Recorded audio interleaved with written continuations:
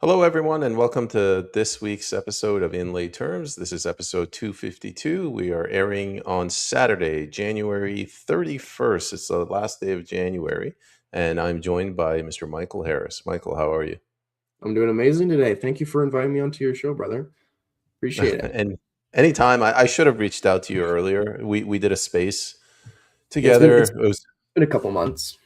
yeah, and the I'm still exhausted from the April election. How are you from the by-election? Well, I was pretty burnt out by the end of it. I mean, I had at least enough of a budget for a transportation budget to try to get to every single town in the riding.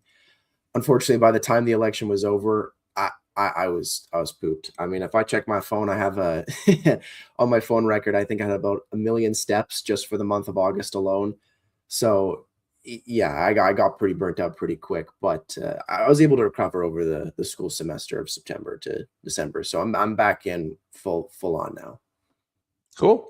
So, Michael, I do want to get to your election and your political views, but let's start exactly with what happened at the Conservative Convention yesterday. Yeah. So actually, this is the first thing that I actually did when I was done the election in early September, when the Conservatives announced that they were going to have their big fancy convention here in Calgary, which is exactly where I go to school for the University of Calgary. I thought, that's perfect timing. I could just take the C train down to the BMO Center and be able to participate in this event. I've never had a problem with participating in conservative conventions before. I've been to the UCP convention in 2024, 2025, and I've also attended their online conventions as well too. So I've never had a personal problem or ever had a problem going into these conventions before.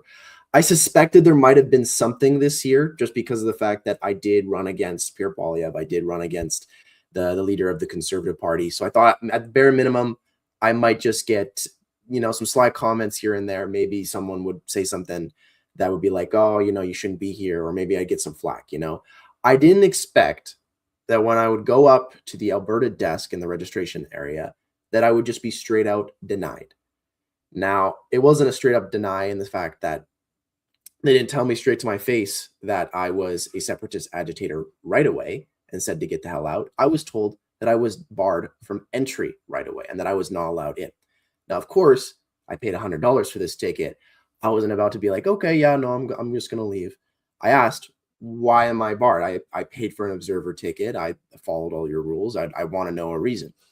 And they didn't want to tell me. So I asked, okay, well, I would like to have I basically acted like a Karen. I was like, hey, get whatever communications guy you have, get them down here. I want to speak to them. I want to know the exact reason why I'm not allowed inside of your event. I paid for an observer ticket. I understand I don't have membership rights. I just want to be able to speak to everyday people and everyday conservatives.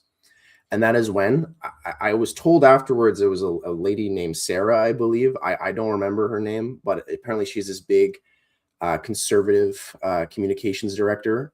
And she told me that I was a separatist agitator and that I was not welcome in a conservative event and told to basically please leave the building.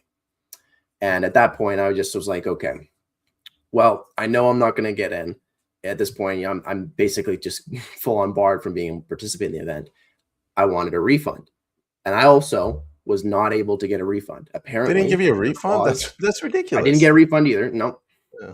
Apparently, there was a clause in the user agreement that you signed when buying the ticket that if the Conservative Party believes that in you buying a ticket, you are planning to disrupt the event in any way possible, they reserve the right to basically deny your entry Yeah, but and not give that's you a bad refund. optics. Like they should have It just been like, is. you know what, we'll give you your money back. Let's get out. Exactly. Like I'm in good faith. I go to conservative youth events on campus. I've been to AGMs before. I've been to conventions before. I have never caused a problem once. So I can understand maybe if they want to call me a separatist because I do support a referendum on Alberta independence. But for them to call me a separatist agitator, I don't think so. I don't think there's a single thing I've ever agitated with their party besides maybe running against their boss. So it's a little ridiculous to me. No, it's just stupid. I was thinking today, like, even if they hadn't done this, like, even if they had let you in and they treated you with respect and there was open debate and dialogue and you met Pierre Poilievre, I still hate that party. Like, I think they've sold out the country. Yeah.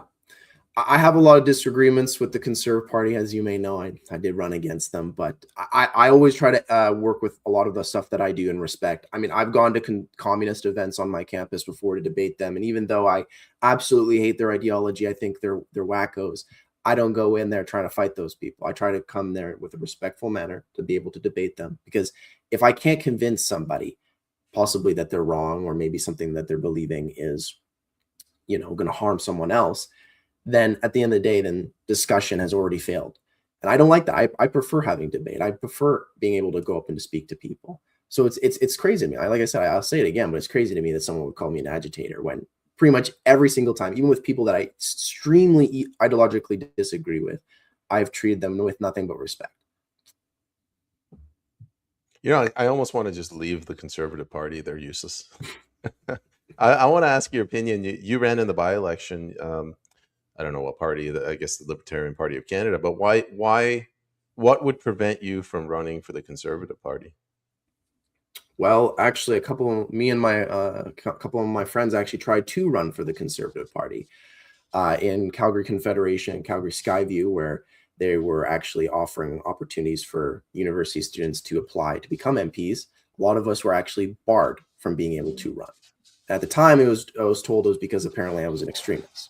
And one of my other friends, you might have heard him, and he was actually invited into the convention. His name was Wyatt Claypool, was also denied to become a candidate or even to run as a nominated candidate for exactly the same reasons. At the time, I didn't really care. Like I'm not really headstrong about running for the Conservatives. I still worked with them over April to help them with their election, but I think I should have seen the writing in the walls that really, if you have a differing opinion from the party, you don't have a shot in hell of ever being able to work with them. They won't let you in, even if you conduct yourself respectfully, even if you put in the time, the work, even if you have good connections. If you say something that's against the party line, which I guess in my case is having this thing behind me, you will not be able to advance within this party. So I think at the end of it, when I realized that the party straight up wasn't going to win, that there really wasn't a point for me to support it anymore, because they can't win elections. They don't even support me ideologically anymore. And they straight up are kicking me out of stuff now. So why should I support them? Can you tell the audience, what does that flag represent? So this is the Garnston flag. It was a Revolutionary War flag that believes in the idea of do not tread on me.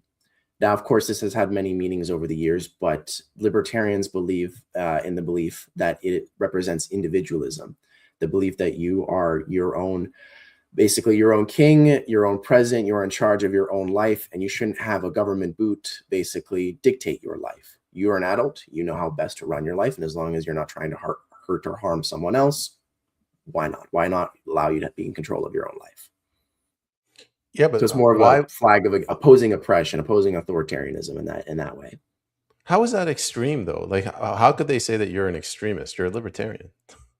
I think it's because the notoriety behind this flag in the States is connected with a lot of groups that are more extreme. Like I think the Proud Boys is an example. They have used this flag before, even if they don't believe in what the flag means or what libertarian ideals believe in. At the end of the day, it's guilty of association. There's groups that use it that are extremists and vice versa. Anybody that is seen with this flag might be assumed that they are also an extremist, when at the same time, I just have it as just a standard libertarian belief, not some crazy militiaman from the States.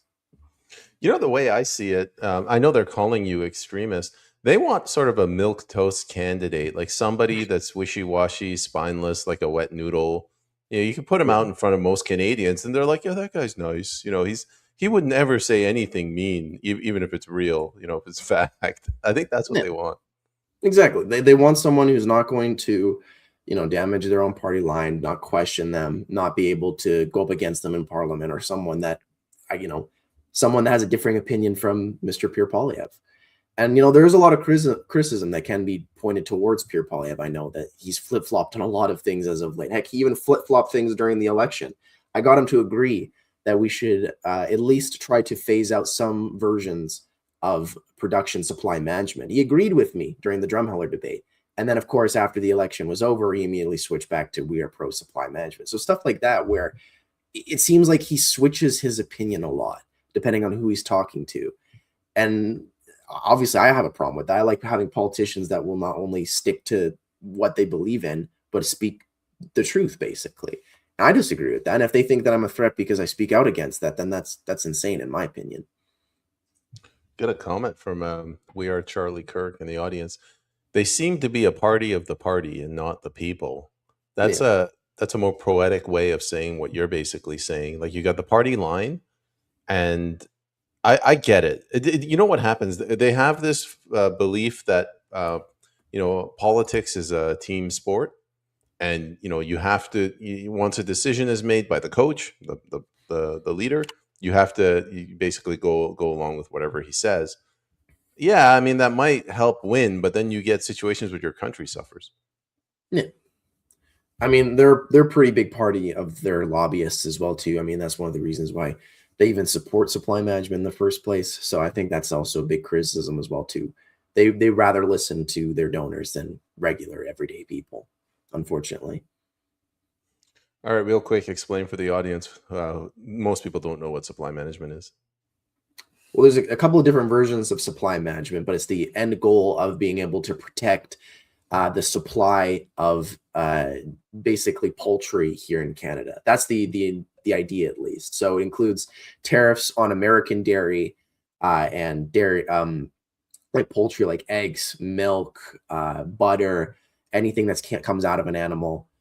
There's also a production cap. This is what I am more concerned about, is the production cap side of it. Like the wheat board, it tries to control the supply and production of a particular resource to basically artificially raise the price of it to keep it expensive.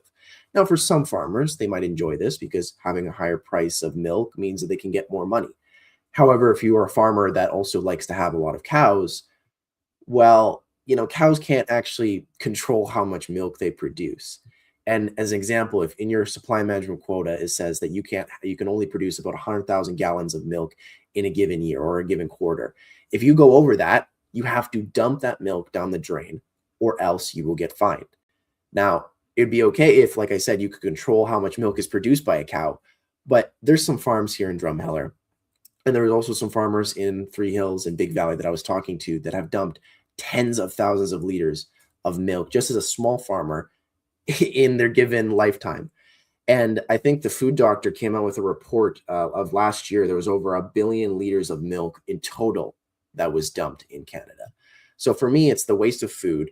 It is the artificial scarcity of poultry, of milk, eggs, butter, any of those manufactured goods. And when we're already dealing with an inflation crisis and a scarcity crisis and an affordability crisis, if you go to the freaking store, you'll see that a jug of milk will go anywhere from $5 to $8, depending on the brand that you're looking at. We should be looking to try to push that down as much as possible. And we can have that one way by having a larger supply. And the farmers here in Alberta want to produce more. So why don't we let them? It never made any sense to me. And this was when I was running for the PPC, this was a point of conflict with the Conservatives. They would send their bots, attack dogs, to say that supply management is a good thing. To me, it's an end run around free trade. So there are issues with free trade. You can talk about it, but like, if you really want to go down this road, you would do like a tariff. You'd say, we want to help our farmers in Canada, so we're going to tariff milk, or we want to help our farmers in British Columbia. Yeah. But you mentioned how they're putting a limit on a quota, and it turns into a taxi cab system. Now you got to get a license, and these licenses are horrifically expensive. The whole thing seems fraudulent to me. And this is the one time where I think I would give an applause to communism, where if I would say, if it would be a little bit better if it was equal for everybody. But guess what? It's not. You can get a higher quota if you lobby the federal government.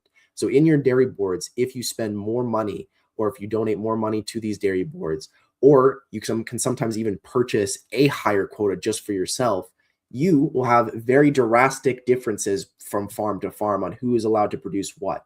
And this is another advantage, where the farmers, as an example, the farmers in Quebec that have these 100 or even 1,000-acre ranches make more money by producing milk, and they can afford a higher quota.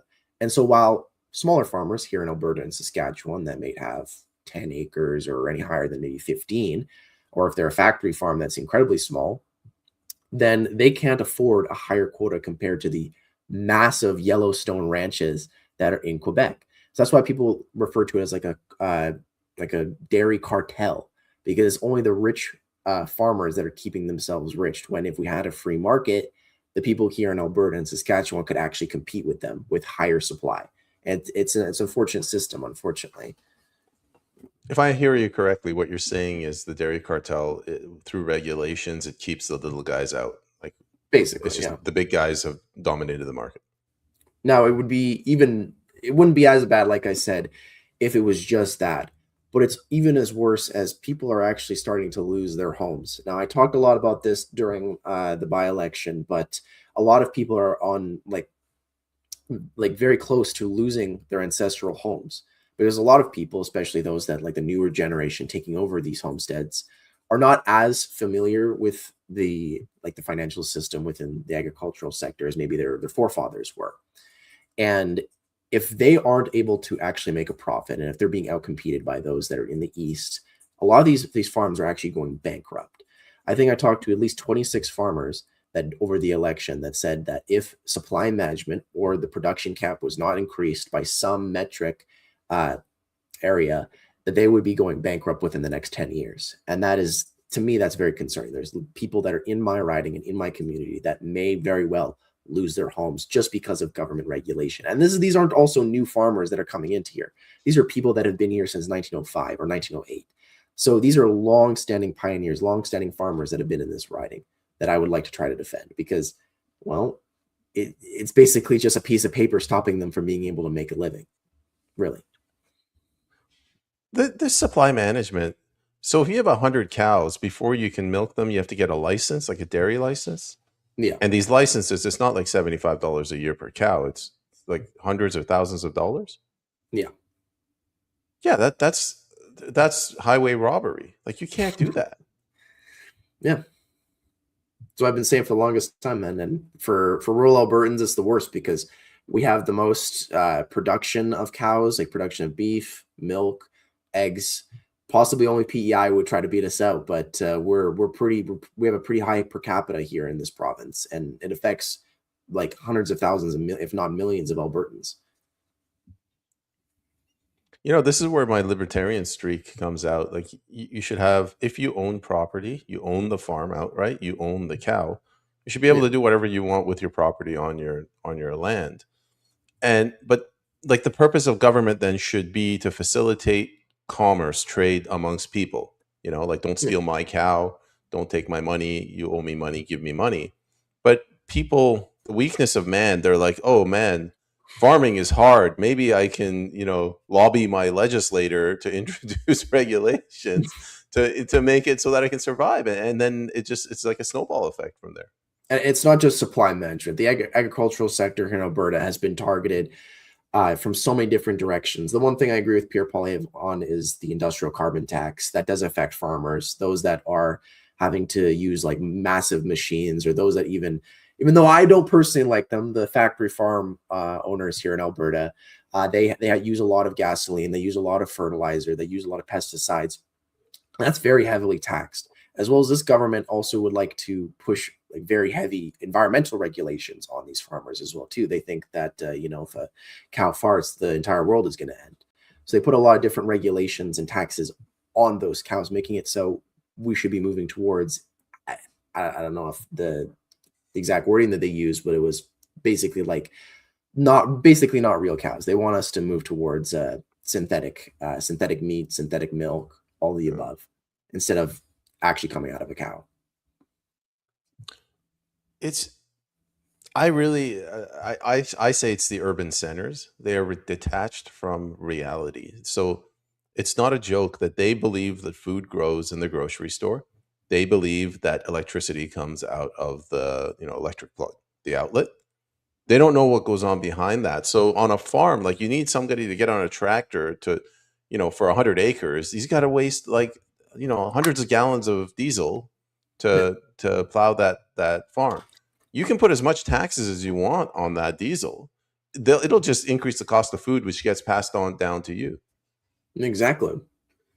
And the last thing that I will say on that is that a lot of different regulations, both federally and interprovincially as well too, also change on where you can actually sell your crops and where you can sell your agricultural goods. I know that my family had this as a bit of an issue, both in British Columbia and Alberta, where the government basically said, you were selling it to your local grocery store, maybe your local co-op for 40 years.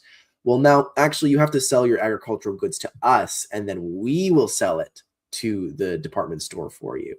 And if you're not okay with that, well, you can go sell your goods on the road or in the farmer's market. That's another problem that I have as well too, where you're allowed to actually sell your goods.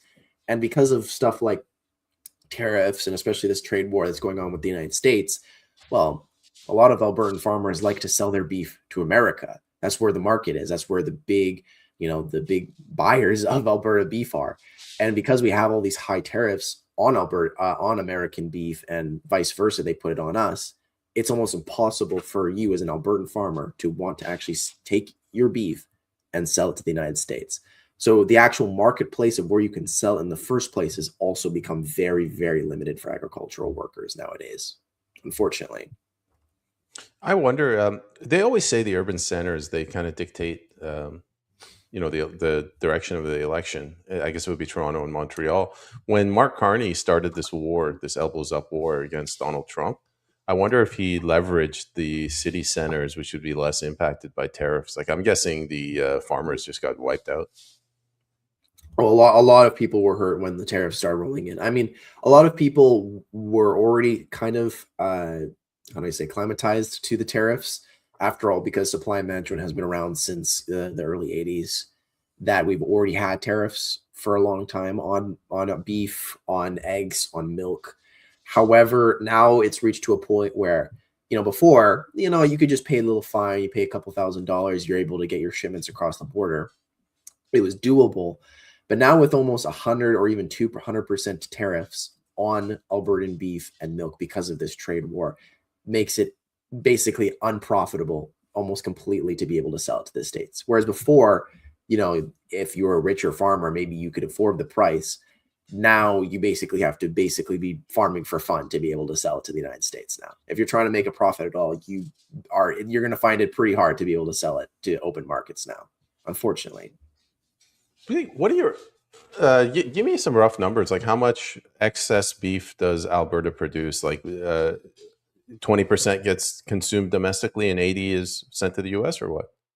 Well, it's constantly changing. I mean, like 2 months ago, I think this is the one good thing that I will say that Mark Carney has done is that we got a free trade agreement with Mexico to be able to sell Albertan beef to Mexico. It's actually a pretty big deal considering we don't have that with literally anybody else in the world right now. So it keeps going up, if anything.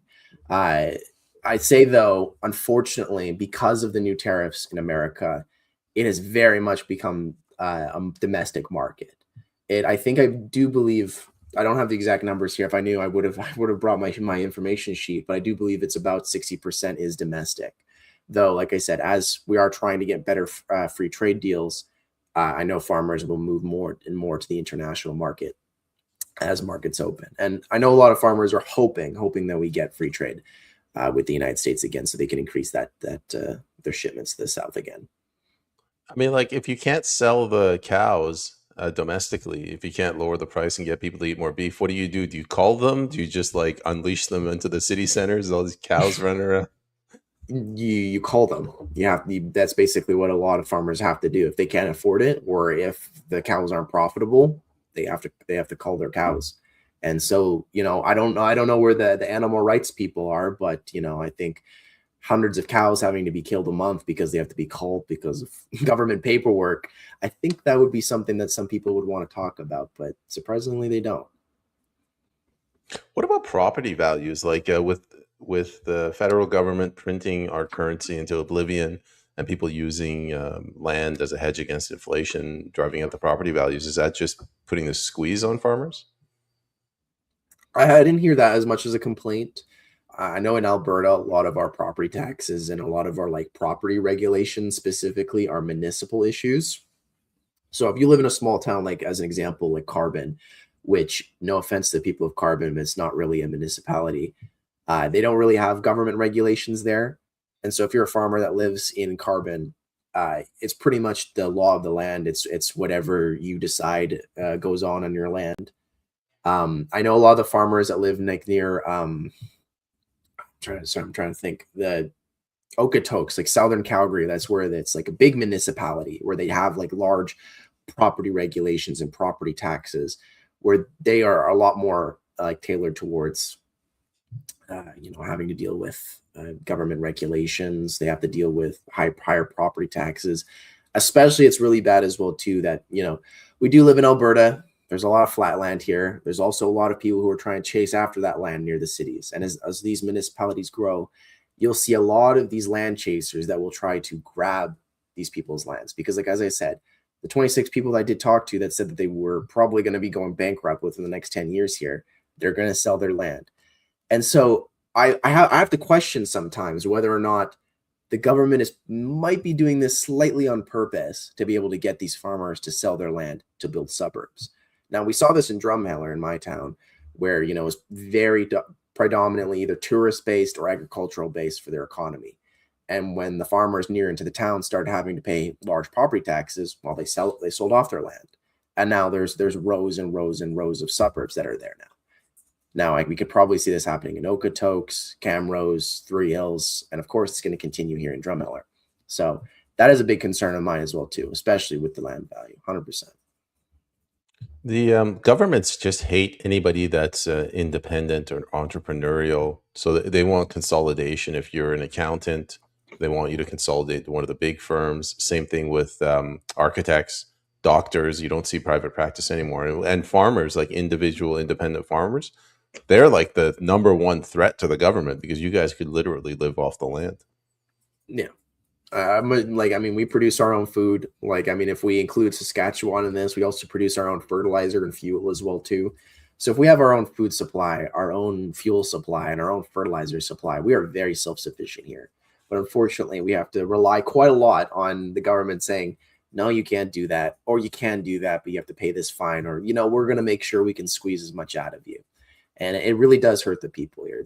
That's why agricultural protections and sticking up for agricultural workers are a very big tenet of mine, especially considering it's like half of Alberta. I think it also ties into the lab grown meat.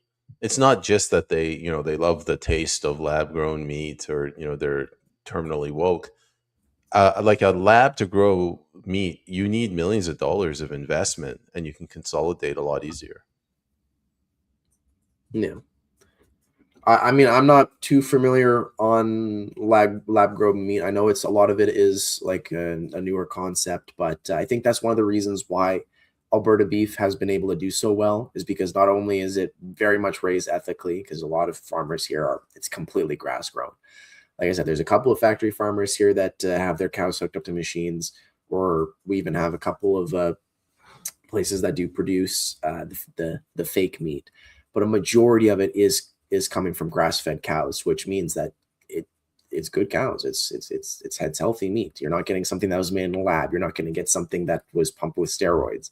You're not going to get something that was hooked up to a tube for a majority of its existence. You're going to get actual meat from an actual farm. And I think that's another reason why a lot of our farmers have been able to do so well as well too, because we have sure as hell have really good beef.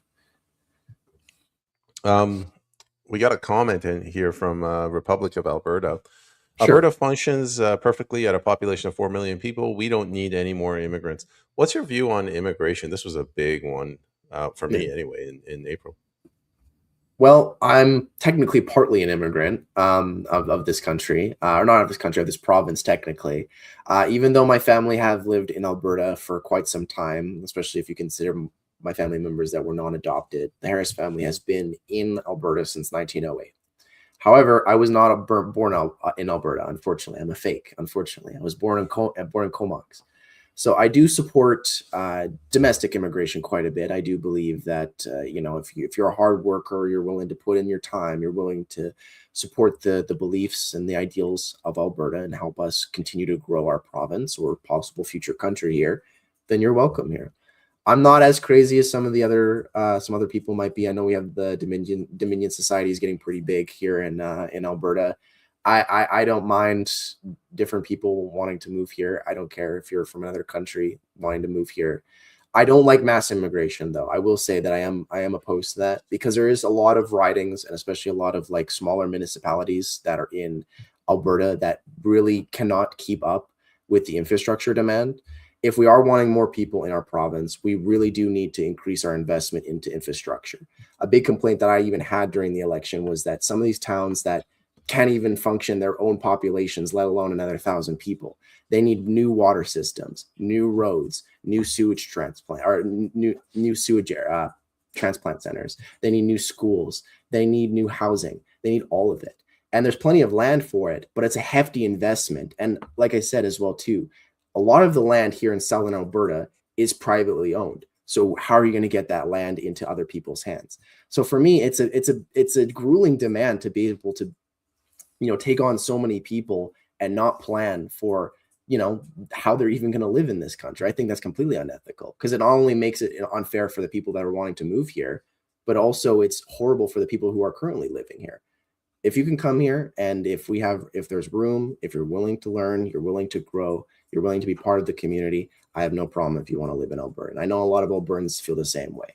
But if you come here and if you're wanting to take advantage of our systems, commit crimes, or if we just straight up can't fit you, like if you wanted to move to the town of Carbon as an example that doesn't have a functioning government, I think you're going to find a hard time. And I think the community members as well too are going to find them that being a hard time as well too, especially as more and more people are wanting to move to Alberta because of how good of a province is here. We don't have a sales tax.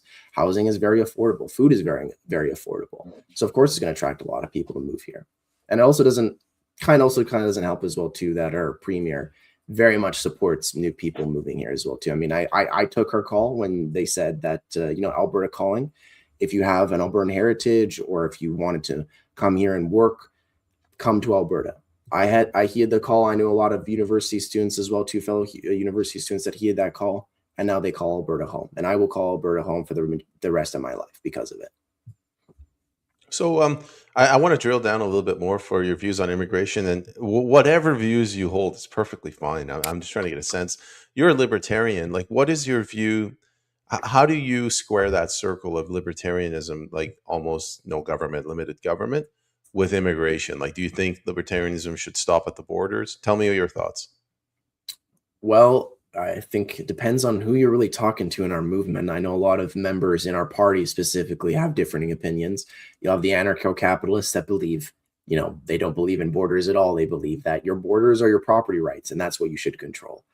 I'm more practical in that sense because I'm very, very community driven. I believe that communities should be able to determine their future, to work on their lives, work on their own families, work on their own land.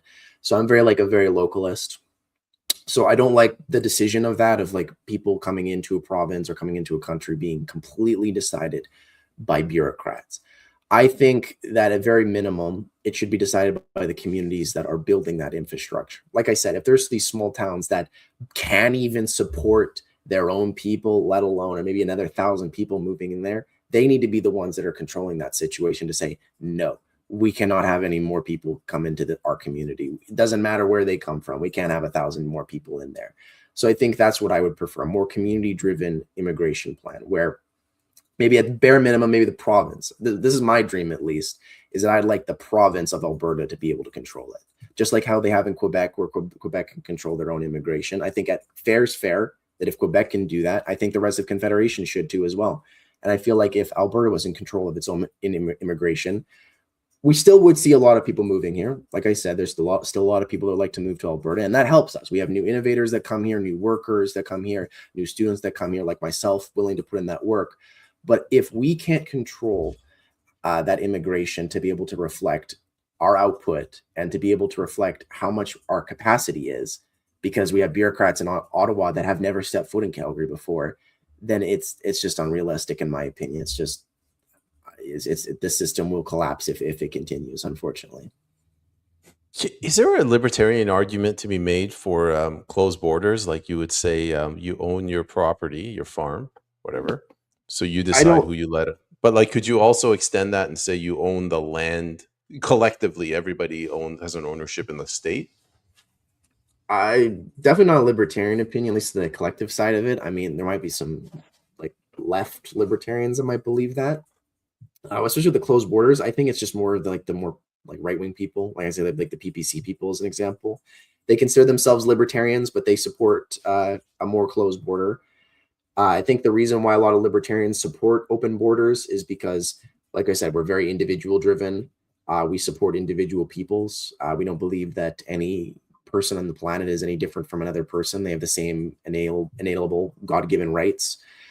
So for me, it's just completely on capacity. And I feel like a lot of libertarians in Alberta believe the same thing. It's on capacity, not straining systems, not straining support systems.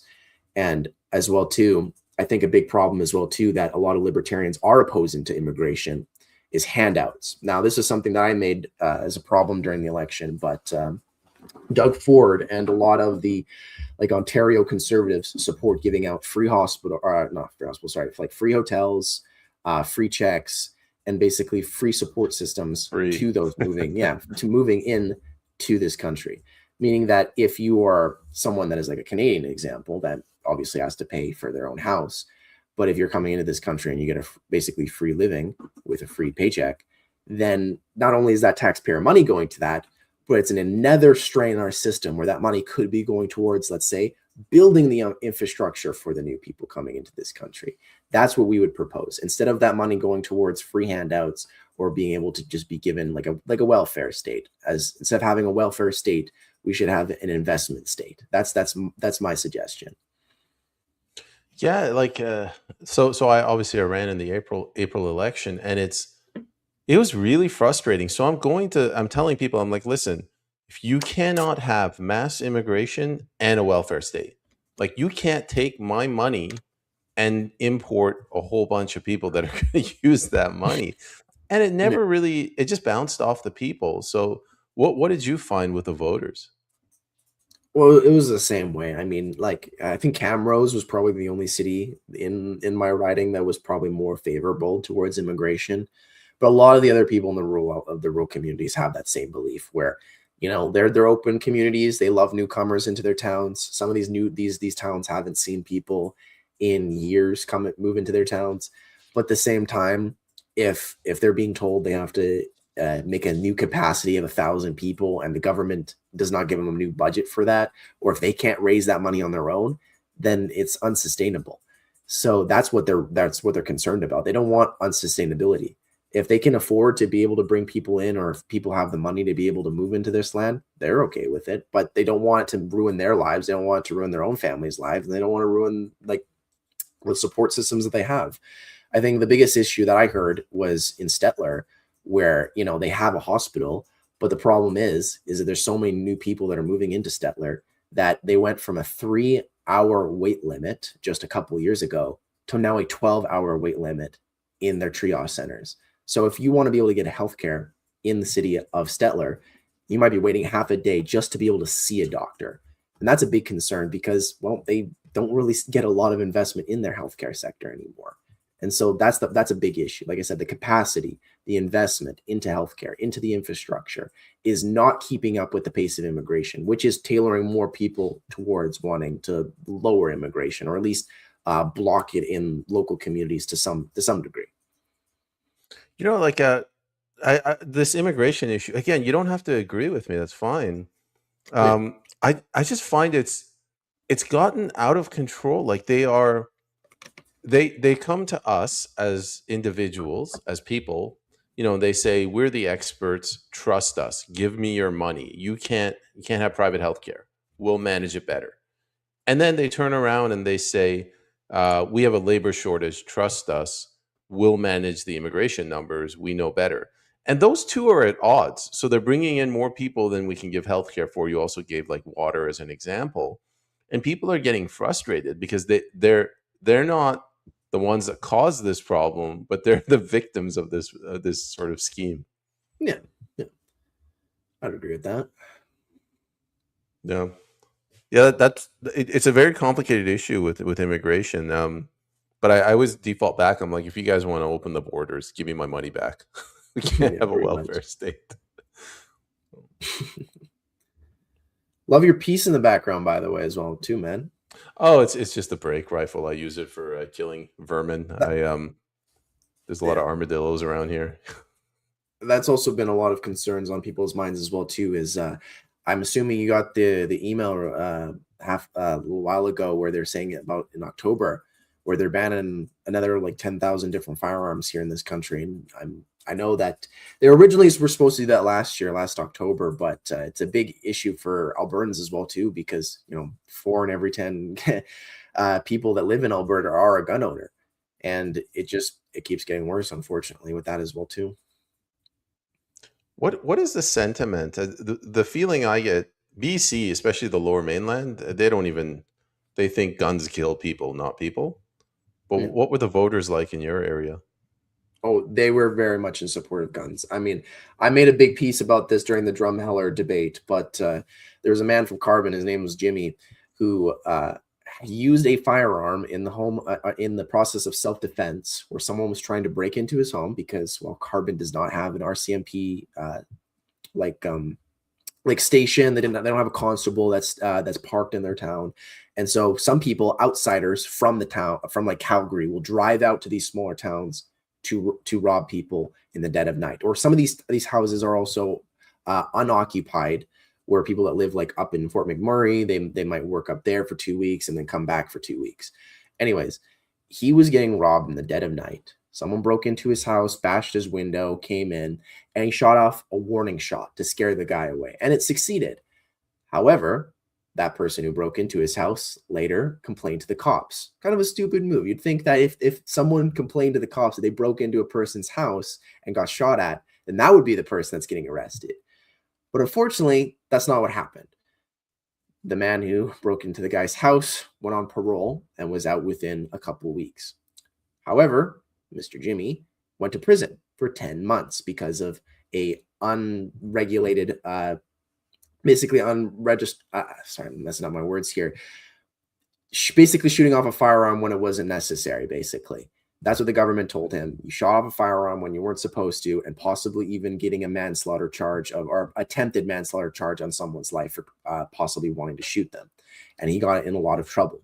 And a lot of the people in my writing are of the exact same mindset. They believe that if you come into your home, that your home is your castle, that you should be able to protect it, especially when they cannot rely on police services or RCMP services to be able to protect them because they live in towns that are hours and hours away from sheriffs, from constables, from an RCMP center, and they need to be able to protect their homes now, whether it be with a bat, whether it be with their fists, or even as like if they believe necessary with a firearm, they should be allowed to. And a majority, I would say a majority of the people that live in rural Alberta, especially rural Battle River Crowfoot, have that sentiment. I think that's one of the reasons why Mr. Pierre Poilievre supports castle doctrine now, because I think he came to the same conclusion that I did. He went around during the election, talked to people, and saw how many people have been screwed over by the fact that they can't protect their own land, protect their own home. So quite a few, I'd say quite a few people are in favor of a castle doctrine or some form of Second Amendment here in Canada. Penny, for your thoughts. Why do you think that the judges and the legislators are doing this, punishing people that are trying to defend themselves?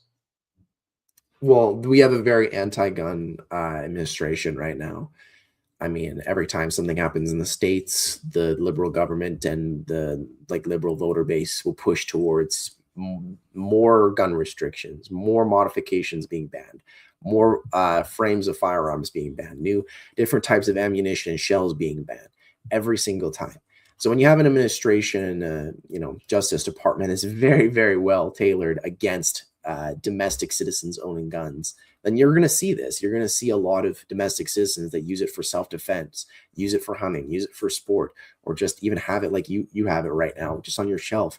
They're wanting to push against that. You're going to get a lot of people that are going to get in trouble. And as an example, the man didn't even get hurt. Like I said, Jimmy just shot into the air to scare the guy away, and he got an attempted manslaughter charge. Didn't even hit the guy. That is the state of our current judicial system in this country, and it's absolutely ridiculous. In BC, if you have a pocket knife, any knife, if you have a Yeah, knife with you and with the intention of doing harm on someone else, that's illegal. yeah, And that seems like it's logical if I take a knife to stab someone. But that harm also means if I'm defending myself. If I say to a cop, I have this pocket knife because I want to defend myself, I go to jail.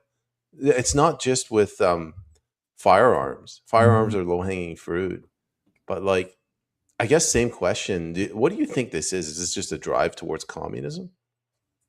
Well, pretty much a drive to authoritarian government, the very bare minimum. Any government that wants control over its citizens, the first thing it's going to do is take away your right to defend yourself against the government. It's going to take away your right to defend your own land, your own property from unjust government. And of course that includes guns. So if the government and this administration for the last, now it's been 11 years, tailoring towards removing more and more guns with less explanation on why, like I said, you can always explain to somebody, any old person will probably agree that you shouldn't probably own a minigun, even though maybe I might want to own a minigun. It's begun to a point where they're starting to ban a lot of firearms that are not even close to what a minigun is supposed to be. They've neutered guns so much to the point where guns can actually only have a magazine capacity of 4 rounds, even if it's only a semi-auto.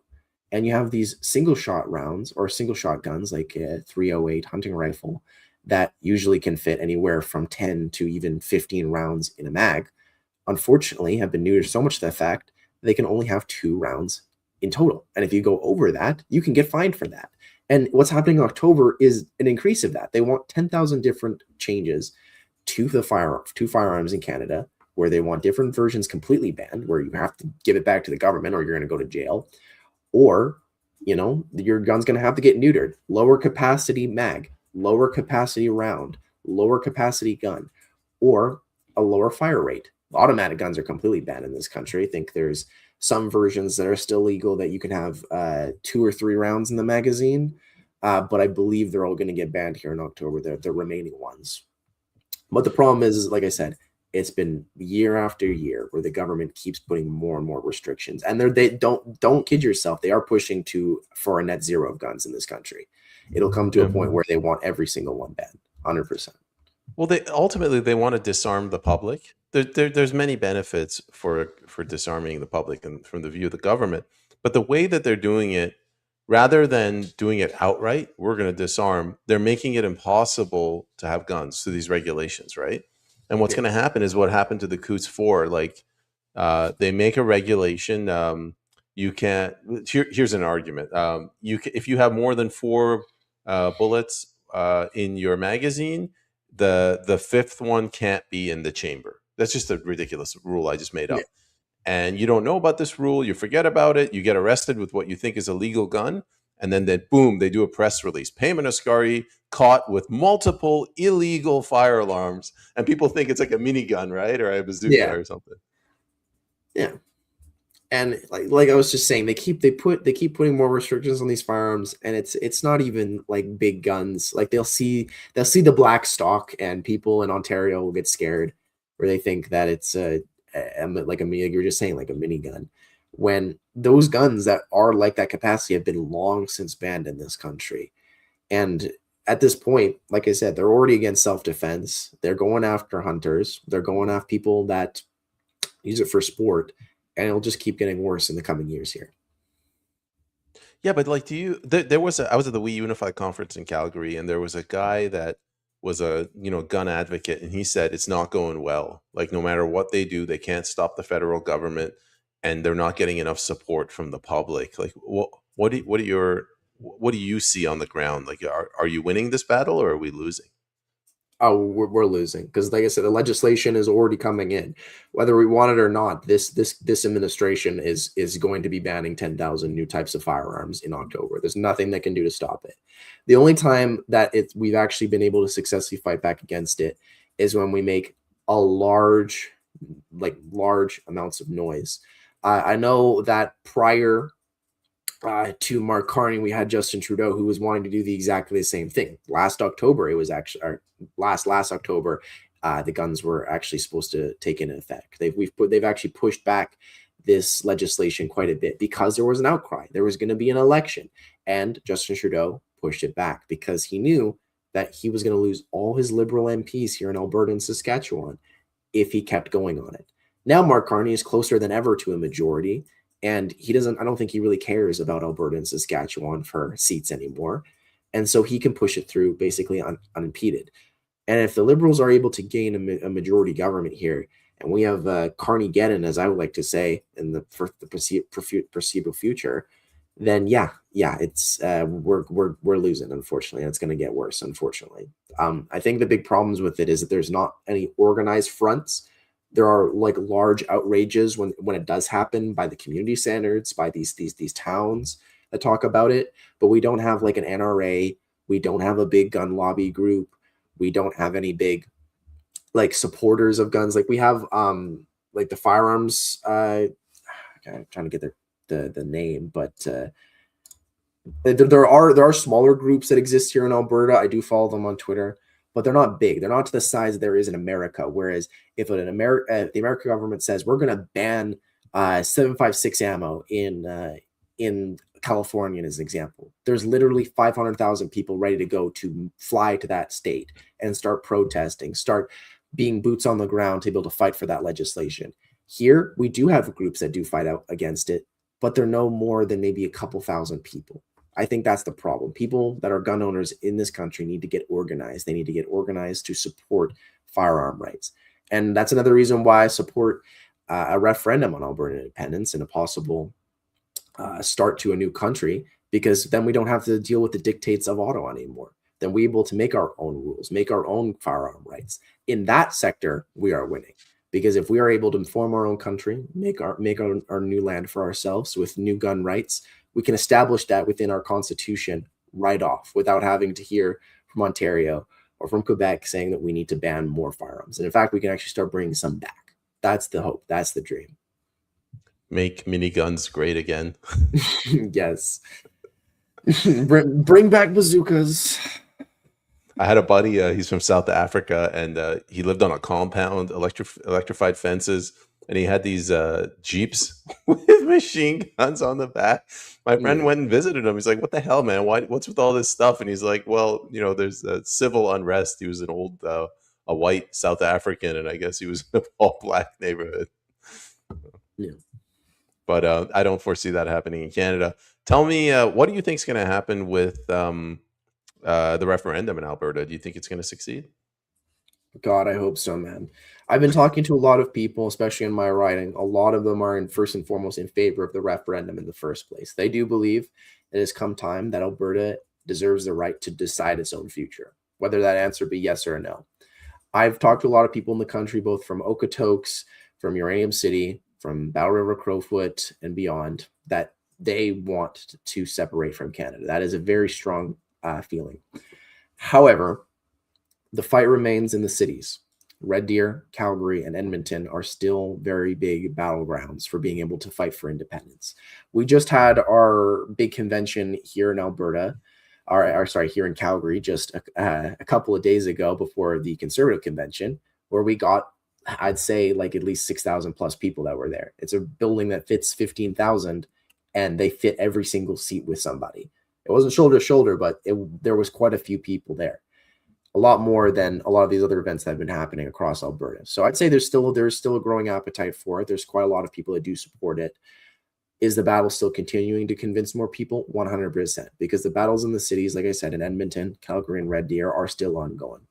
And I'm in no small part trying to help on city grounds, because in campuses here in Edmonton, Calgary, and Red Deer, try to limit a lot of like outside political action.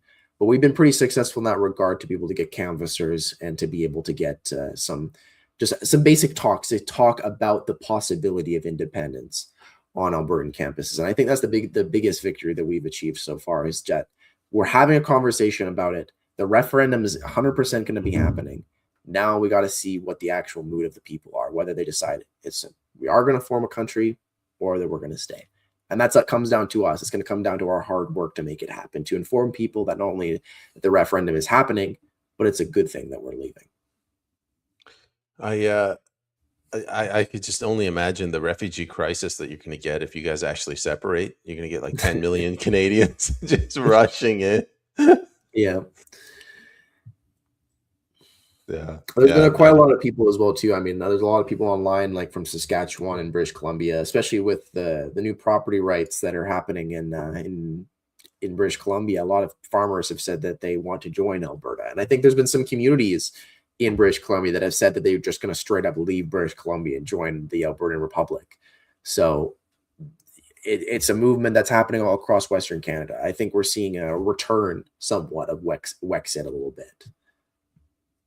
I always joke, you should just draw three nipples around Vancouver, Toronto, Montreal, and you call that sucky Canada, and then everything else is new Canada, and then you got peace on earth. Let how about we let Toronto secede? We'll let them have their free economic zone of Toronto or the GTA. Just let them do their own thing. Just wall it off. Yeah, it's a Yeah, 20-foot high barbed wire, razor wire fence. I mean that would solve all of our problems. And I know Yeah, in Quebec as well too. Their referendum their independence movement is also getting some traction as well too. There might be a separatist government there that gets elected here in October. yeah, but with Quebec, they're just butthurt that Alberta is stealing the spotlight. So they're like, "Hey, we're the OG separatists. They're coming back," and the government's not doing too well, the current one. So they've leaned heavily into Marxism and communism. They're trying to change the Quebec constitution. Third I time's a don't know. charm, man. Let's see what happens. Yeah. All right. Well, Michael, I guess in wrapping up, could you maybe tell people how they can get a hold of you? Well, I'm pretty big, like quite a lot of different social medias that you can contact me on. If you'd like to reach out to me by email, you can reach out to me at michaelharris25@shaw.ca. Even though I am young, I am old enough that I do use Shaw. However, you can always contact me on Twitter or on X at Michael Harris 4MP or on Instagram at Michael Harris 2525. You'll always see me because I'm always being adorned by my amazing cowboy hat collections. But my contacts are always open. If you want to just come for a chat, if you'd like to debate, or if you'd like to help organize here in Alberta or in Canada for the fight for liberty, for the fight of individualism, anybody is welcome to come and support. Thank you for your time, man. Michael, man, thank you so much for coming on. Again, I'm really sorry it took so long to reach out to you. Life just got in It's the all good, way. man. And I guess on behalf of all Canadians, I wanted to thank you for, sacrificing your time and actually running for public office. You did the right thing. Thank you. The fight continues, man. It's not ended just yet. That's true. All right, Mike, until the next time, have a nice day and goodbye to the audience. Same with you, man. Enjoy your weekend, man.